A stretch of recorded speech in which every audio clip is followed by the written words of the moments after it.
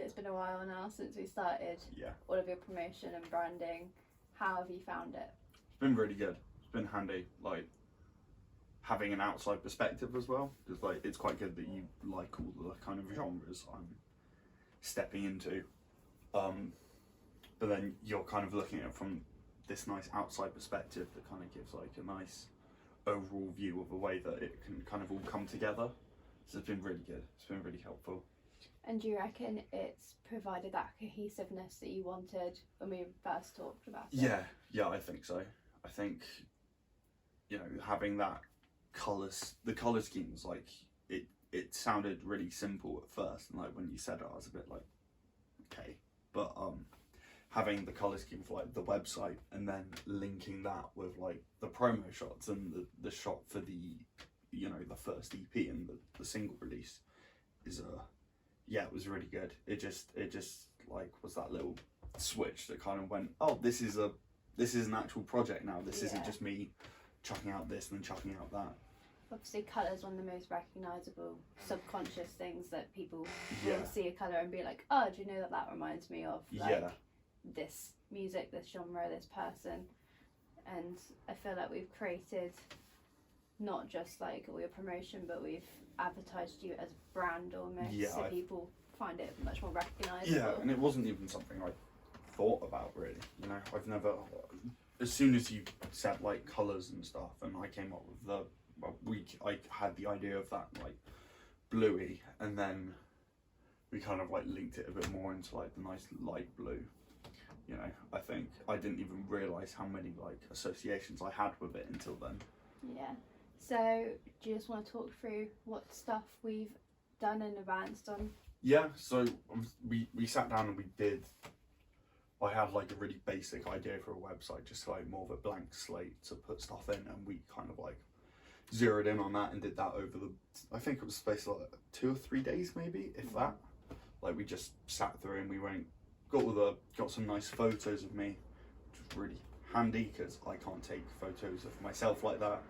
So we got some cool like promo shots, and then we obviously did the EP promo shots, and from that kind of helped us create this like really nice website that's like really smooth to run through.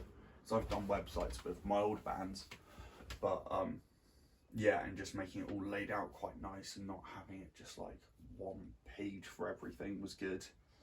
And then obviously from the promo shots with for the EP cover and stuff, that was like a day. That was like half a day. Yeah. That was really quick, just because like we had come up with such a solid idea, which was great. Because in all my old projects, it would be like a day or a day and a half just to get like a single shot, because we had an idea, but we didn't really have anything distinctive. And then when we had the issue of kind of like leaving the handprint to make them to make them link together for the two covers, we just kind of overcame that and still made it look really good. Come up with idea for the music video, which links really nicely with like the whole song. You know, while still I'm able to like get across kind of the slightly more carefree fun side of, you know, doing music, and I hope of myself. So obviously we started on colours and fonts, and that obviously links very closely with what the website turned out to be. And I feel that your website started quite almost, you hadn't gotten out of the metal genre aesthetically because you hadn't figured out where you were going with it. I almost went too far the other way, I think. Like it was still like a very much of, this is just a foundation for it all, but it was a nice white background, like a picture of an acoustic guitar and stuff, and now it's like that really nice kind of like, it's not deep blue, but it's kind of like almost pastel-y blue, which I really like, because like it's like calming, but it's also quite like, I don't know, I've got a very nice link with it to one of my favourite albums, like Manchester Orchestra, so it's almost like a really nice tip of the hat to them for me. And the first picture, instead of just being an acoustic guitar, which was, to be honest, it was basic. It's now like a picture of me playing a gig with like a load of people in front of me rocking out, and it's also got that really nice rich kind of blue tint to it. So yeah, it just made everything just like click together so nicely. Yeah. And the font you chose as well was really good, because we had like that long discussion about, obviously it can't be like Comic Sansy or anything like, you know, that it needs to kind of have a bit of like fun and life to it, but it also needs to be able to put it on an indie album and a folk album and maybe a metal album and like whatever album I want to. So I think we got a really nice, like, it's got enough life in it and it's got enough character, but it's also like just really adaptive. Yeah, so obviously we did your first promo shots at the Victoria Park with all of the blossom, and how did you find that went? Yeah, I think it was really good. It was super easy. Like it was really fun as well. Like, you know, it's just throwing up blossoms in front of my face and then getting some nice shots. I think because we kind of did them because I was like pushing. I just needed some like nice shots to get out there. So I think if we had maybe left it like a couple of days to a week just until we kind of like hit the blue colour scheme, it probably would have been good. But at the same time, I don't feel bad, because I needed to put some kind of content out there, so it worked really well. That's good. We originally, when we started coming up with ideas, we didn't necessarily focus on the fact that you were going to be releasing music in the near future. Yeah. It was more just sorting out your brand image and how, like, what your audience would be and all of that. So when we started talking about your single and EP releases, which you want to do, I feel like the overall brand image that we had created then forefronted the like images and the style of what your EP and album, or your single and EP are going to be. Yeah. Obviously leading then into the promo shots for the single and EP. Yeah. So it's depersonal with the hands, and then the EP will come later. Yeah, and then I think you pointing out that Depersonal was probably, I mean, it was your favourite song out of them, but I think as just like a single song, it's probably like just, it was always going to be either that or Cower.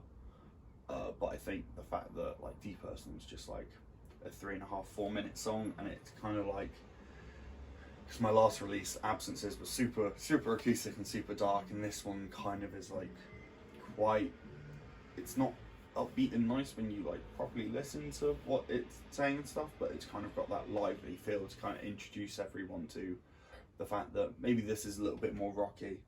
And you know, your ideas for the music video were kind of like, because it's about depersonalization, your ideas of like having the camera kind of like go to different shots but like fading it upwards, as you could call it. I think that was really cool. And as soon as you were like, this is a really good idea for a music video, I was like, yeah, that's got to be the single then, and it kind of sets everything off nicely. So obviously we did your promotional shots and then edited them in a way which you could then use to promote the single and EP on social media. How have you found that, and how did you go about it? It was really handy having like an outside perspective. I was more than happy just to put the shots, the promo shots out as they were, and then you were like, hey, but what if we started like linking the text and the font we've chosen? I was like, yeah, we could do that. What do you think is a good way of doing it? And then, you know, we kind of like both clicked on when we just put lyrics from the song on each of them, like some of like the, I guess, the catchy important lyrics on them. So yeah, that was really good, and it just like, once again, it helped everything come together. And then for the single, we're doing just songs from the single, obviously, before the single comes out. And then for the EP, we've got ones from different songs, and then your shout of doing the like almost the actual cover shot, but then just putting the track list on either side of it was really cool. And that was like the big one where I like looked at it and I was like, yeah, so we can release this, the photo of the hand with all the lyrics on it, and then like the actual artwork, and then we can move on into doing like the ones for the EP, and then like, you know, the night before we track out the track list, and then the actual thing comes out, we put out the full artwork. Yeah, it got me really excited. So, obviously when labelled bands such as like Bring Me the Horizon or Paramore, anything like that, when they're about to release something, they'll start even like a few months, even to like a year beforehand, like drip feeding their audience that something new is coming. Yeah. Do you think we've targeted that with how we've gone about your promotion? Yeah, we haven't done it to that extreme, but I think that's partly because when those bands do it, they are in the studio a year beforehand, where for me it's like a couple of months sitting on my bed pressing record, you know. But I think we've done that quite well.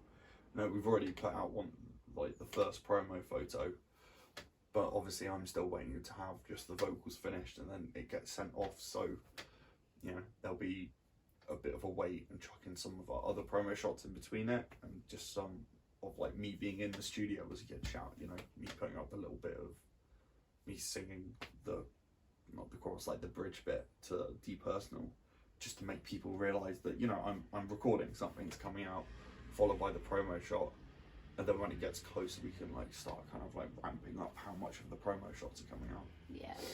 And when we created your website, we obviously made a shop for our merchandise page. Yeah. We made 2 long sleeve t-shirts, 2 tote bags, and a beanie. Yes, we did, because everyone wants beanies.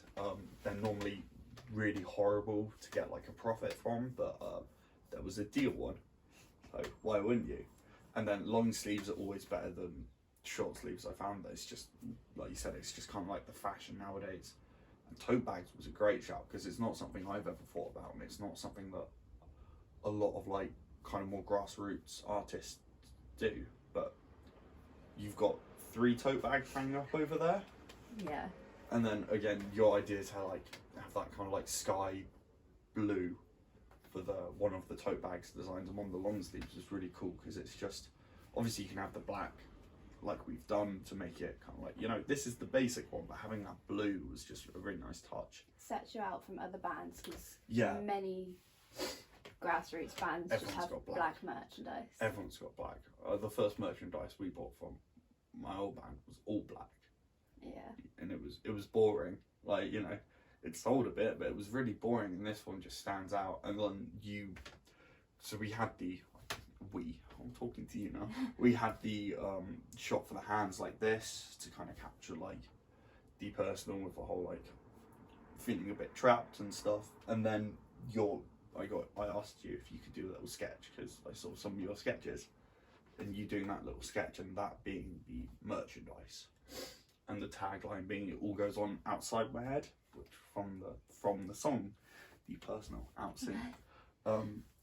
Yeah, it was another way that you just managed to tie everything together for me, which isn't something I would have thought of. I'd have probably just put Oscar Merry and then like an outline of my face, or just like tried to make a logo. But this one, it's like, it's not intrusive as band merch, you know? Yeah, it's not just you're selling it to promote your stuff, or you're selling it because people like your music, you're selling it because it looks nice, and people want to buy it. Yeah, and then you brought up the really good point of like, you know, like the t-shirt you're wearing now, if I was like, oh, that's really cool, you could be like, yeah, it was designed by like Ollie Sykes from Bring Me the Horizon. Then it's like, oh cool, I'll look into that. So hopefully this merch, and especially the white beanie with "It all goes on outside my head," because that just looks cool. Yeah. Hopefully people are like, wow, that's a really, I'm trying not to swear, that's a really cool like top, or that's a really cool beanie, or I love your tote bag. And then they can be like, well, thank you. I bought it from oscarmerrymusic.com/shop. Yeah. And that also then comes back into creating you as a musician, as a brand, not just your music, but how you interact with your audience and what your merchandise looks like and your overall image. People want to buy into that rather than just buy into your music. Yeah, because if I just tried to do something with like the name of the album, or like the EP cover, I should say, it just would have been an outline of me, and that just wouldn't be interesting. But the hands, and then that I think that came from Depersonal being the single. Like the more we talked about that, the more it was like, we should really streamline everything with that, and then kind of the album, the EP will follow that because of the colour scheme, because, you know, obviously the person was going to be on it. But yeah, it was just really good. It was really good. Okay, and to finish up, in my original dissertation I broke it down into 4 sections. Okay. Focusing on ownership, authenticity, accessibility and products. Yeah. How would you say that this process has affected your ownership of your music and what has been produced within your own brand? Obviously now there's a slight shared ownership with, but that's more like from ideas. You know, the music I'm making is still mine. It's just that you've helped me find more interesting ways to get it out there in ways that aren't just listen to this on Spotify. You know, so I don't think the ownership over my music has lessened, and I think that then was it authenticity that links into that, because, you know, if I own my own music and my own brand and style, even if I'm having, you know, an outside perspective helping me to come up with new ideas, you know, I'm still in charge of being like, yeah, I like that idea, or no, I don't like that idea, and it's still very much me. Yeah. So I don't think I've lost ownership or authenticity at all. That's good. And accessibility, how have you found that this whole process has not just impacted your relationship with your audience or created a relationship with your audience, but how has it enabled you to promote yourself in the way that you wanted to? I think the relationship with audience, like, I'm still at quite a low level, so my audience is normally just my circle of friends, and if I'm lucky, anyone they show it to. But I think there's a slight more professionalism there now. You know, like it. I think, you know, like I said all that time ago, it's now cohesive, which is exactly what I wanted, and it kind of it is a brand now that I'm pushing forward, not just, you know, me chucking out some music and chucking out some photos on Instagram. It works together. What was the second part of it? Because I've forgotten.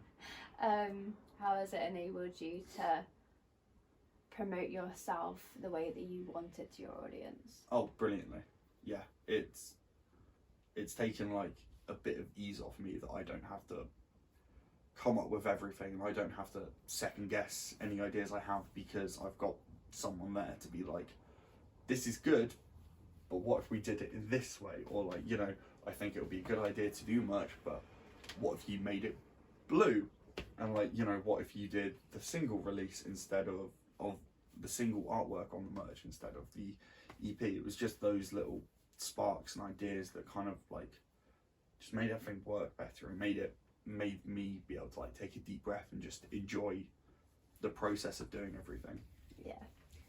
Products wise, obviously for grassroots and smaller artists, merchandise is one of the main sources of income. Yeah. That we don't get paid for gigs, but yeah, if someone buys our t-shirt, then amazing. Exactly. So how have you found that setting up prices for your merchandise, and like how are you going to sell it, and how is that going to impact you? I mean, the prices, every musician at every level kind of knows the price you sell your merch at. So, you know, grassroots, a short sleeve t-shirt is always £10. You know, that's the most it can be without people being like, hold up. Yeah. You know, a beanie's like maybe £5 to £10 ish. Long sleeve t-shirt is like £10 to £15. So there's already those specific set prices in them all. But so that one's a bit harder, but it's definitely meant that, you know, now I have a merch that I'm gonna sell, and it's merch that I'm really proud of to sell, and it looks good, so hopefully it will sell much better than the rest of the merch I've produced in my time as a musician. Yeah. That answers it. And how would you say that this whole process has worked? Would you say it's been successful? Would you say it's a good idea? I think it's a really good idea. Yeah, I think if more grassroots, especially solo artists, because I think bands, you can obviously compartmentalise everything, you know, so if someone's good at art, they can do the merch design, the other bands can chip in. But I think especially for solo artists, having that other perspective and that other person looking out for the authenticity of the musician, but also wanting to help create this really like nice brand that's gonna work and gonna sell without, you know, taking away from what the musician wants to do and wants to be. I think it's so important, and it's been so helpful. I don't think, you know, I would have had as much of the EP recorded by now, and I wouldn't have had all these cool ideas if it weren't for like you helping out with it all. And obviously when musicians sign to labels, a cut of that goes to label and not as much goes to the musician. Same with Spotify streaming services, they always take a larger cut. How do you find that not necessarily your ownership, but the ownership of your income has benefited rather having a middleman who's not taking 3/4 of your money? Is that further going to benefit you? Oh yeah, for sure. The fact it's on such like a, I guess you could say like homely level, like, you know, it's not like you're from some big corporation. You're like, this is how we sold 1 million records, and this is how we're gonna do it. It's you being like, what works best for you? Yeah, and how do we make what works best for you and what you want sell? You know, it's not about this sell, so we're gonna do that. You've been really good at being like, you want to do that, so let's make it sell, which is, I think, the best way to do it. Yeah, and income is we'll see from merch selling. Because obviously can't play any gigs right now. So once merch comes and gets delivered, we'll just add it to the website and then sell it from there if we can, and hopefully that will coincide kind of with the EP or the single release at least, and that would be really good. Okay, thank you. No worries, thank you.